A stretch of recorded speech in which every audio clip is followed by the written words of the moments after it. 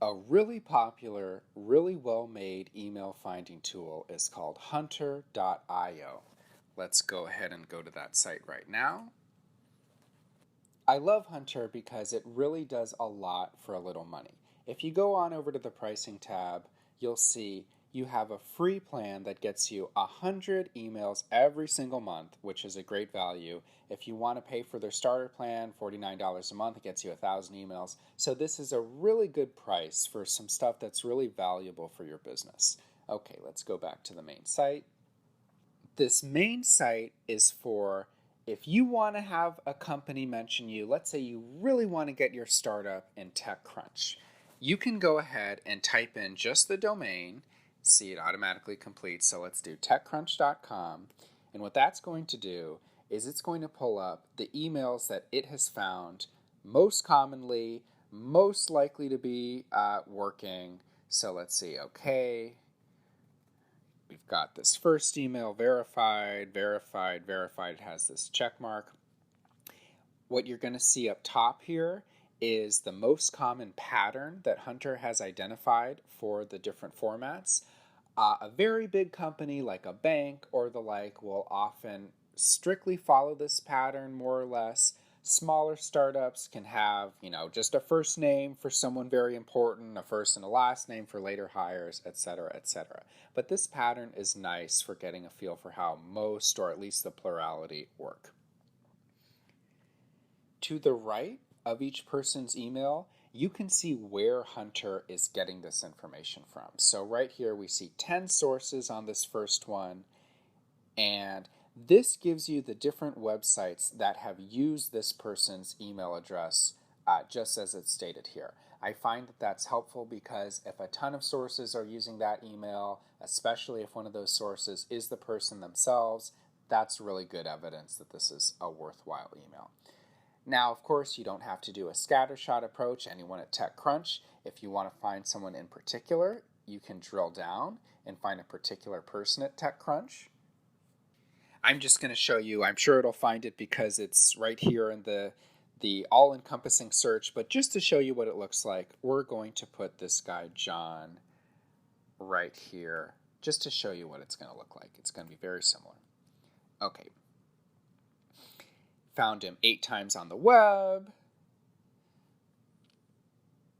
An interesting thing here is it talks about when a particular email address is removed from a page. So perhaps the whole page was deleted or it was just modified to remove that email.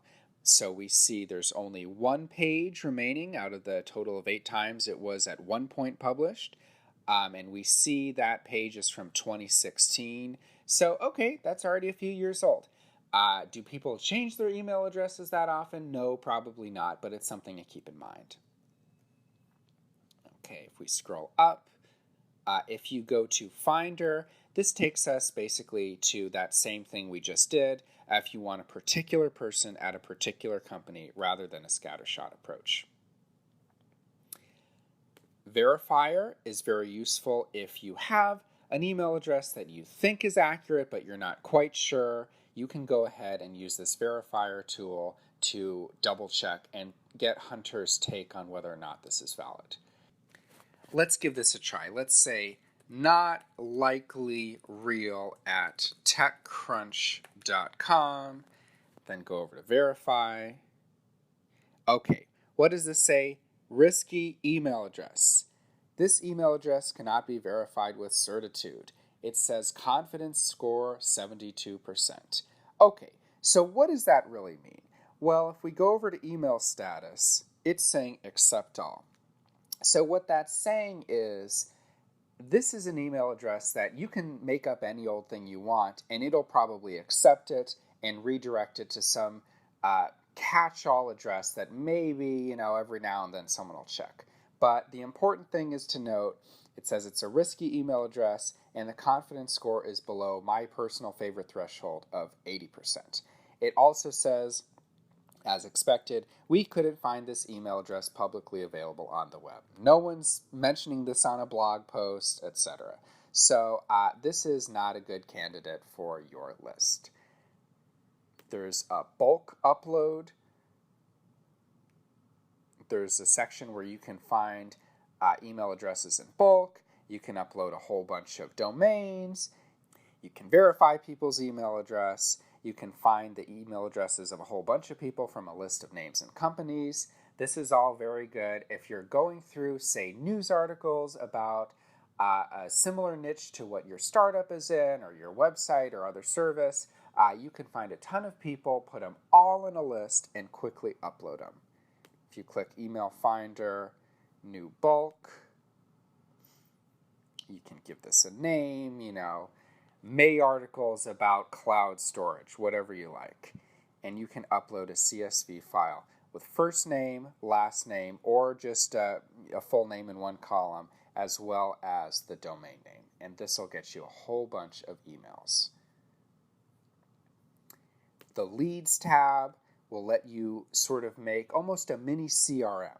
You can put a whole bunch of leads in this. If you already have your prospects' information, so, Elon Musk, we put his first name, his last name, his position, we pick a list and we create it. This will get us better organized, put all of our leads in one place. It is not necessary, but some people find it helpful for organization. Also, the outreach section, this allows you to integrate with Gmail if you want to put your work, your outreach, your prospecting emails all in one place. What this is going to do is it'll track it to see if someone opened the email. It'll track it to see if they clicked on a link that you might have sent in the email. And it'll also show you how many times the email was viewed. It might not always work. Some people have, ad blockers and the like that interfere with this. But it is really interesting when you see, my business proposal was looked at 15 times. That's a pretty good sign. With Hunter, you can do a whole lot for free. You can do a whole lot more for a little more money. It really is a good thing to try. I find that all of these email tools will be great for some names, not so great for others. So you really want to have 2 or 3 so that you can always get in touch with the people that you want to reach out to, or if not always, most of the time.